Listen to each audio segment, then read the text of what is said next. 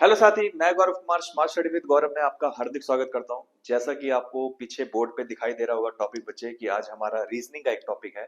और आज हम पहली क्लास करने जा रहे हैं रीजनिंग की। और क्लास नंबर 1 है। जितने भी बच्चे नए हैं वो प्लीज क्लास से जुड़ेंगे। और इसमें आज बेसिक कंसेप्ट क्लियर करूंगा बच्चे की रीजनिंग में हम लोग क्या क्या पढ़ना चाहते हैं, क्या क्या पढ़ना है हम लोगों को, उसके बारे में भी एक वीडियो बनाएंगे। लेकिन आज हमारा एक पहला टॉपिक चलने जा रहा है रीजनिंग का, जिसका नाम है कोडिंग डिकोडिंग। बच्चे ये वर्ड आप लोगों ने कई बार सुना होगा, कोडिंग। कई कई बच्चे, कई कई लोगों ने इसका इस्तेमाल कह सकते हो कैजुअली भी किया होगा। जैसे बहुत सारे लोग कहते हैं कि यार 12th के बाद क्या करूं, तो कुछ लोग कहते हैं यार आईटीआई वाईटी का तो कोई फायदा है नहीं, ग्रेजुएशन भी करके क्या करेगा, एक काम कर कोडिंग सीख ले। कोडिंग आजकल बहुत जरूरी है, कंप्यूटर लैंग्वेज होती है आजकल। ठीक है जी। अब जो बंदा कंप्यूटर की लैंग्वेज को सीख गया, कंप्यूटर के कोड को सीख गया, समझ लो कंप्यूटर को खेल सीख जाएगा वो। कंप्यूटर के कंप्यूटर का हर एक पुर्जा, हर एक छोटी छोटी चीजें समझदार से वो पूरी तरीके से कंप्लीट कर लेगा। यानी कि कंप्यूटर के हर एक चीजों को आसानी से सॉल्व कर लेगा, कंप्यूटर का मास्टर बन जाएगा, इंजीनियर है एक तरीके से। ये मान सकते हो कि कंप्यूटर के हर एक चीज के बारे में नॉलेज हो जाएगी। वैसे बच्चे कंप्यूटर की लैंग्वेज को जब हम सीखते हैं तो उसे हम कभी कभी कोडिंग कहते हैं। क्या बोलते हैं? कोडिंग। अच्छा, एक सिंपल भाषा में इस कोडिंग डिकोडिंग में करना क्या है वो समझ लेते हैं। मान के चलो कि एक छोटा सा एग्जांपल लेते हैं। मान के चलो मैं आपके घर आता हूँ, और आपके घर आता हूँ तो आपके घर में मम्मी पापा आपके मेरी बड़ी रिस्पेक्ट करते हैं, और मैं भी आपके माँ बाप की बहुत रिस्पेक्ट करता हूँ। लेकिन हुआ क्या कि आपके मम्मी पापा को ना एक चीज से बड़ी नफरत है। मान के चलो कि आपको वो कभी भी चाय पीते हुए नहीं देख सकते। सपोज करो, एक एग्जांपल ले लेते हैं, आपको चाय वो पीते हुए नहीं देख सकते। आपको खेलने के लिए भी ये कह सकते हो कि वो ज्यादातर चाहते हैं आप फिजिकल एक्टिविटी में इन्वॉल्व रहो, थोड़ा दौड़े भागो कूदो, फिजिकल एक्सरसाइज करो। आप ऐसी चीजें मत खाओ जो आपकी बॉडी को नुकसान करे, जैसे फास्ट फूड हो गया, चाय हो गई, कैलोरीज जो बढ़ा रही हैं, ये सब की चीजों को नुकसान कर रही हैं। लेकिन आपका बड़ा मन करता है कि हम फास्ट फूड खाएं, चाय पिए। तो आपके घर एक दिन मैं आया, तो मम्मी बोलती है आपकी कि सर जी नमस्कार। मैंने कहा जी मैडम जी नमस्ते। तो उस कंडीशन में क्या हुआ कि आपने बोला कि सर थोड़ा सा कुछ करो ना, कि चाय वाय पीने चलते हैं, थोड़ा फास्ट फूड खा के आते हैं। मैंने कहा एक काम करते हैं, अगर मैं डायरेक्ट आपकी मम्मी को बोलूंगा तो फिर आपकी मम्मी को पता लग जाएगा कि मैं आपको चाय पिलाने के लिए लेके जा रहा हूँ। तो क्यों ना हम दोनों आपस में कोड रख लेते हैं, कोड। जब भी मैं कोई कोड यूज करूंगा तो आप समझ लेना कि वो चाय पीने के लिए है। जब मैं बोलूं बैट, समझ लेना चाय के लिए बोल रहा है। और जब मैं बोलूं बॉल, तो समझ लेना किसके लिए बोल रहा है ये फास्ट फूड खाने के लिए बात कर रहे हैं। तो आपने बोला ठीक है सर, आप जब भी बैट और बॉल बोलोगे हम लोग समझ जाएंगे आज कहाँ जाना है। तो जैसे मैंने आपके घर में आके बोला कि चल राजू आज एक काम करते हैं, बढ़िया बढ़िया, क्या खेलने चलते हैं आज, बैट ले ले एक, और सीधा आज घूमने चलते हैं, बैट खेलेंगे, बैट लेकर चलते हैं, आज क्रिकेट खेलेंगे। तो आपने देख जैसे ही समझा बैट बोल रहे हैं सर, तो इसका मतलब है कि आज चाय पिलाने का मूड है सर का। तो मतलब आपने मेरी कोड को डिकोड कर लिया। आपने मेरे कोड को क्या कर लिया? डिकोड कर लिया। जहां मैंने आपको बोला कि चल आज खेलते हैं, एक काम करते हैं, बॉल लिया, आज सीधा बॉल लिया, बैट तो ऑलरेडी है ही हमारे पास, आज बैट बॉल खेलते हैं। तो जहां मैंने बैट बॉल दोनों यूज किया, तो किसका मतलब आज हम लोग फास्ट फूड के साथ चाय पियेंगे। फास्ट फूड के साथ चाय पियेंगे, मतलब इसे कहते हैं कोडिंग डिकोडिंग। बस वही चीज आज हमें इस चैप्टर में समझनी है। आज सेम टू सेम वही चीज बच्चे किसमें समझनी है? इस चैप्टर में। तो इसमें समझने के लिए ना बच्चे, हम जब भी कोडिंग डिकोडिंग सीखते हैं तो कोडिंग डिकोडिंग सीखने से पहले हम कोडिंग डिकोडिंग कितने तरीके की सीखते हैं? तो दो तरीके की होंगी बच्चे। एक लेटर टू नंबर सीरीज होगी, एक लेटर से नंबर पे कोडिंग की जाएगी, और एक लेटर टू लेटर कोडिंग होगी, यानी एक लेटर से लेटर में कोडिंग होगी। तो दोनों को ध्यान से समझते हुए चलना है। उनको समझने से पहले आपको ये समझना होगा बच्चे, क्योंकि लेटर को सीखने के लिए पहले तो लेटर से नंबर की कोडिंग निकालनी पड़ेगी। तो पहले लेटर सीखना पड़ेगा। लेटर बोले तो हम लोग बचपन से सीखते आ रहे हैं ABCD, और ये तो हमें मार मार पीट पीट के सिखाया गया है। इंग्लिश वाले ने तो खूब पीटा हम लोगों को। आज हम लोग A से लेकर Z तक अच्छे से वाकिफ हो गए कि A कौन से नंबर पे, B कौन से नंबर पे। बस अब ये सीखना रह गया है कि इनकी पोजीशन क्या होती है, कौन कौन से नंबर पे बैठा होता है। तो इसको आज मैं आप लोगों को सिखाऊंगा एक नए तरीके से। ठीक है जी, बेहतरीन तरीके से सीखेंगे, और आप लोग कभी भी जिंदगी में नहीं भूलोगे। एक टेक्निक के साथ सीखेंगे। ठीक है। जैसे अगर मैं बात करता हूँ, अल्फाबेट आपके सामने लिखा हुआ है, और आप बोलोगे क्या सर बच्चों वाली चीजें सिखा रहे हो? अबे बच्चों वाली चीजें नहीं है ये, अभी तो जरूरी चीजें सीखनी है इसमें। अब जैसे A से लेकर Z तक टोटल 26 अल्फाबेट्स होते हैं। आज हम इनकी पोजीशन को सीखेंगे, फिर आपको इनके अपोजिट वाली चीजों को सिखाऊंगा। ठीक है। जैसे अगर मैं बात करूं A कौन से नंबर पे है, सर क्या बात कर रहे हो, A तो हमेशा 1 नंबर पे ही बैठेगा ना, क्या बात कर रहे हो सर, ये तो कोई मजाक सी बात होगी। अच्छा, B कितने नंबर पे है बच्चे? B 2 नंबर पे आता है।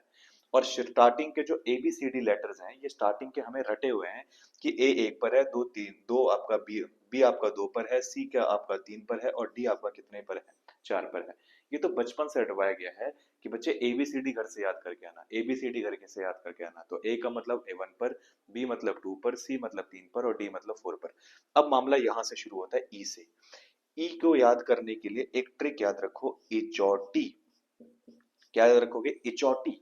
इचौटी क्या होता है? ई याद रखना 5 पर, जे याद रखना 10 पर, ओ याद रखना 15 पे और टी याद रखना 20 पर और वाई याद रखना 25 पे। 5 की टेबल याद रखो। ये 5 लेटर को एक ट्रिक से याद रखो, इजोटी से। और इजोटी का याद रखना, इजोटी में हम 5 की टेबल पढ़ेंगे। 5 की टेबल मतलब 5 नंबर पर ई आएगा, जे आएगा 10 नंबर पे, ओ आएगा 15 नंबर पे, टी आएगा 20 नंबर पे और वाई आएगा 25 नंबर पे। ई का खेल खत्म। ई का पता लग गया कौन से नंबर पे रहा है, इजोटी से कौन से नंबर पे है, 5 नंबर पे। अब शुरू हो जाओ एफ से। एफ का मतलब होता है, एफ से याद रखो फिक्स। और फिक्स पे कौन कर दिया गया है? 6 को फिक्स कर दिया गया है।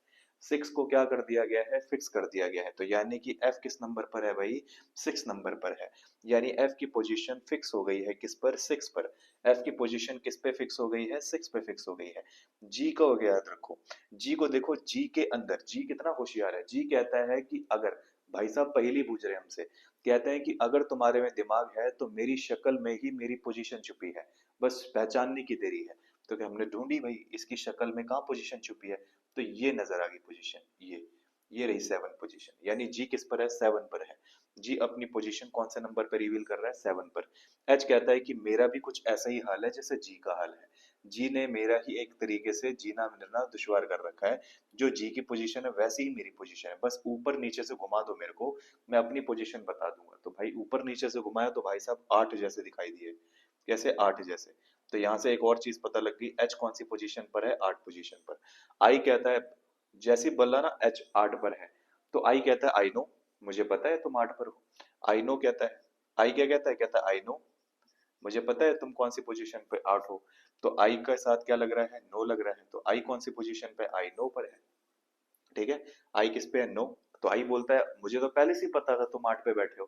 तो इसीलिए इंग्लिश में क्या बोलेगा? ये कहता है आई नो, 8 पर हो। अच्छा, आई को हम ऐसे भी तो लिख सकते हैं, ऐसे को भी तो आई लिखते हैं। तो ये देखो ऑटोमेटिकली आई की भी शक्ल किस में घूम रही है? आई की भी शक्ल 9 के अंदर छुपी हुई है। तो आई की पोजीशन भी क्या पता लगी? 9। अब जे कहता है भैया इजोटी से हमने क्या याद रखा था? ई का मतलब 5 और जे का मतलब 10। यानी इजोटी से पता लग गया जे की पोजीशन क्या है? 10 है।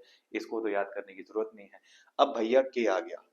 अब क्या आया? तो हम लोग आजकल ना मैच खेल रहे हैं, मैच देख रहे हैं, आईपीएल। आईपीएल में एक टीम है जिसका नाम है किंग्स 11 पंजाब। तो के की पोजीशन पता लग गई, किंग्स 11। के किस पर बैठा है? 11 पे बैठा है। तो यानी कि के की पोजीशन किस पे आ गई? 11 पर आ गई। अब आती है 12 पोजीशन पे। 12 पे कौन बैठा है? एल। एल फॉर, आजकल बहुत सारे लोग इस चीज में बहुत फंसे हुए हैं, किसमें? लव के चक्कर में। और लव के चक्कर में जो फंसा, उसके तो भैया 12 बज गए। उसके तो क्या बज गए? 12। यानी एल का मतलब लव, और एल किस पे बैठा है? 12वें नंबर पे बैठा है। ठीक है जी। और जब कोई लव के चक्कर में फंसता है तो उसका क्या आ जाता है सर? भाई आता है। तो फिर वो कहता है मैं तेरा भाई हूँ भाई, तू टेंशन क्यों लेता है? मैं तुझे लव जैसे चक्कर से निकाल लूंगा, मैं हूं ना तेरा भाई। तो मैं तेरा भाई हूँ। मैं तेरा मतलब एम किस पे नंबर पे बैठा है? 13 नंबर पे बैठा है। एम कौन सा नंबर पे बैठा है? 13 नंबर पे बैठा है। इसके बाद आता है एन। ठीक है जी। इसके बाद कौन आता है? एन। एन कहता है कि भैया मुझे पहचानना थोड़ा सा मुश्किल है, अगर मुझे पहचानना चाहते हो तो मुझे थोड़ा तोड़ फोड़ करो। तो एन क्या करता है? एन को हम ऐसे भी तो लिख सकते हैं, ऐसे लिख सकते हैं ना एन को, ऐसे। तो अच्छा एक बात बताओ, ये आगे क्या लिखा है? आगे तो सर 1 लिखा है, तो 1 लिखो। और इसको रोमन नंबर में पढ़ो तो इसको क्या करेंगे सर? इसको पढ़ेंगे 4। तो यानी एन कौन से नंबर पे बैठा है? 14 नंबर पे। एन कौन से नंबर पर आ गया? 14th नंबर पर आ गया। ओ अब आता है। अब ओ की पोजीशन याद कैसे करनी है? ओ की पोजीशन तो सर यहाँ से पता लग रही है ना, इचोटी से।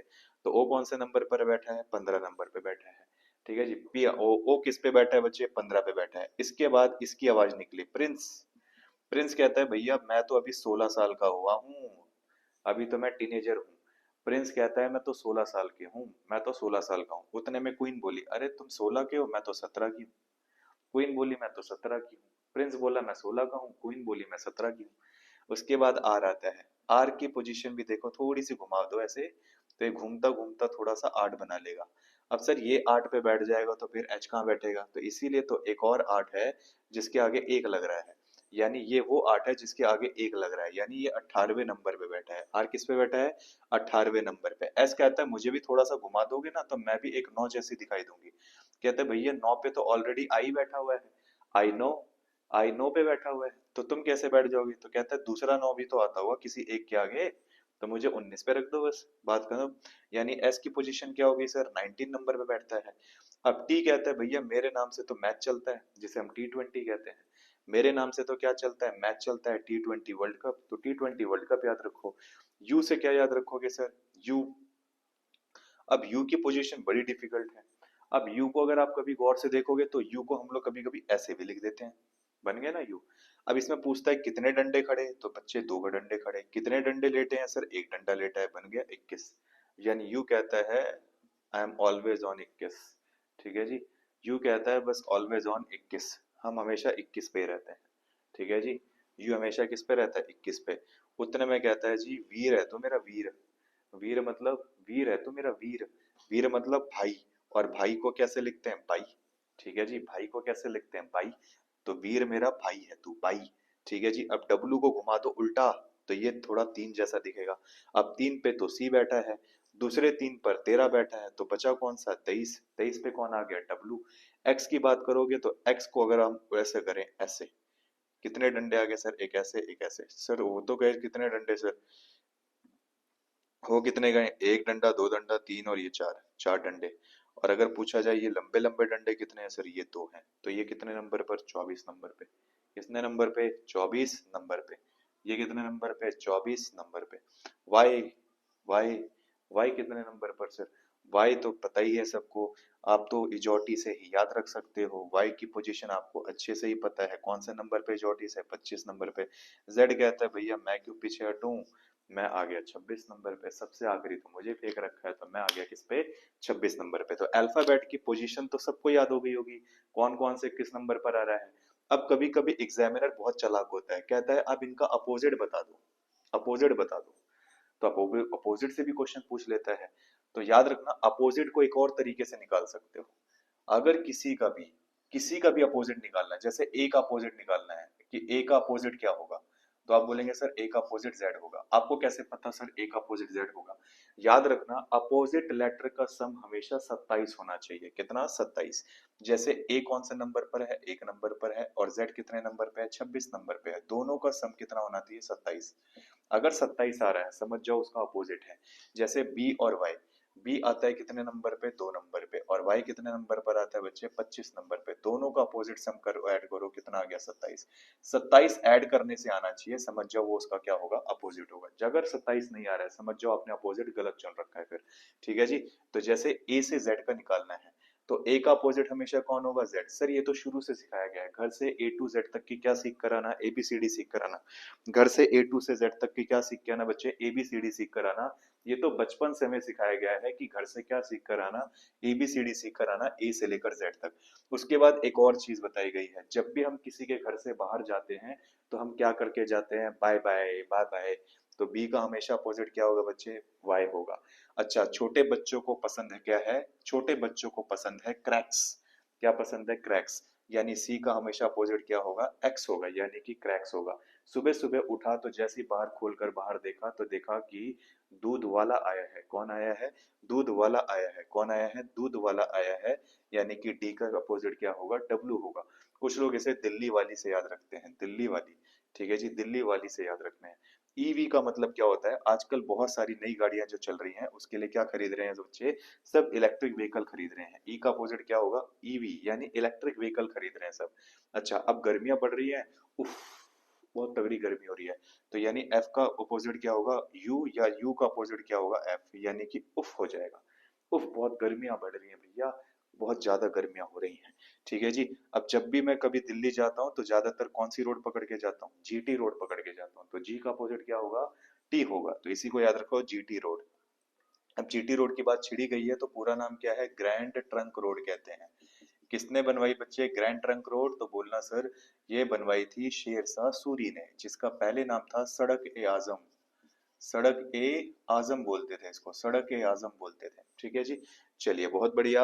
एच का हमेशा अपोजिट होता है बच्चे हाई स्कूल। क्या पास करी है तुमने? हाँ सर हाई स्कूल पास कर रखी है हमने, हाई स्कूल पास कर रखी है, हाई स्कूल पास करती इंडियन रेलवे में जॉब लग गई। किसमें जॉब लग गई? इंडियन रेलवे में जॉब लग गई। और जब इंडियन रेलवे में जॉब लगी तो जाकर मैं जेब कतरा बन गया। जेब कतरा इसे चाहे जंगली कोई नहीं याद रखो, चाहे जेब कतरा याद रखो। इंडियन रेलवे में पता लगा कि मेरी जॉब लगती, क्या बन गया मैं? जेब कतरा बन गया। अब जेब कतरा बना तो भैया पकड़ लिया। क्या कर लिया? पकड़ लिया। और पकड़ा तो खूब धनाधन पीटा मेरे को। क्या करा? खूब धनाधन पीटा। ठीक है जी। यानी पीके का याद रखो, चाहे पीके याद रखो चाहे केपी याद रखो।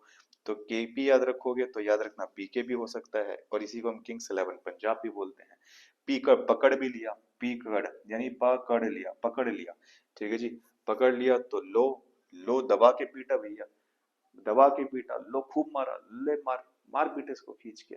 ठीक है जी। तो एल ओ का मतलब लो, लो। ठीक है जी। उसके बाद कहते हैं लो भैया आपको तो मान गया, आप तो रेलवे में भी यार जेब कतरे निकले हैं। लो भैया हम तो क्या हो गए, मान गए आपको कि आप तो जेब कतरे ही निकले खतरनाक। तो मतलब ये सब क्या है बच्चे? अपोजिट्स हैं। तो अपोजिट्स को भी याद रखना है, अल्फाबेट की पोजीशन भी याद रखनी है।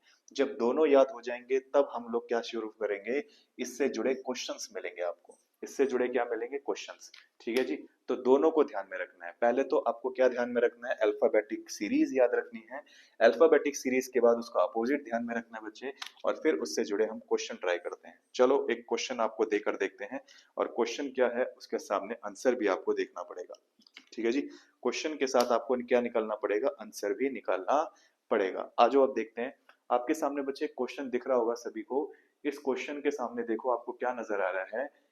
अब यहाँ का काम खत्म हो गया है, अब हम क्वेश्चन की तरफ थोड़ा सा गौर करते हैं कि इसका आंसर क्या होगा। देखो ध्यान से। इधर हम क्वेश्चन देख रहे हैं, अब क्वेश्चन के साथ आपको क्या देखना है? आंसर देखना है। ठीक है जी। अब देखो, जैसे कि एक क्वेश्चन लिखा है आपके सामने, कि लिखा है कि जो ट्राई है, ट्राई ट्राई ट्राई का कोड दे रखा है 21। अच्छा सर, ये पहली कौन सी सीरीज कर रहे हो? बच्चे ये सीरीज चल रही है लेटर टू नंबर वाली। कौन सी चल रही है? लेटर टू नंबर, यानी लेटर दिया होगा और उसके साथ आपको नंबर दिया होगा, फिर लेटर दिया होगा, फिर नंबर दिया होगा, एक और लेटर दिया होगा। अब आपको बताना है उसका नंबर क्या होगा। जैसे यहाँ पर लेटर दिया है, नंबर दिया है, लेटर दिया है, नंबर दिया है। अब यहाँ पर फिर लेटर दिया है, लेकिन अब बताना है इसका क्या नंबर होगा। ठीक है जी। ट्राई का कोड लिखते हैं 21। सेज का कोड लिखते हैं बच्चे क्या? सेज का कोड लिखते हैं 8। तो बताइए करेज का कोड क्या होगा? करेज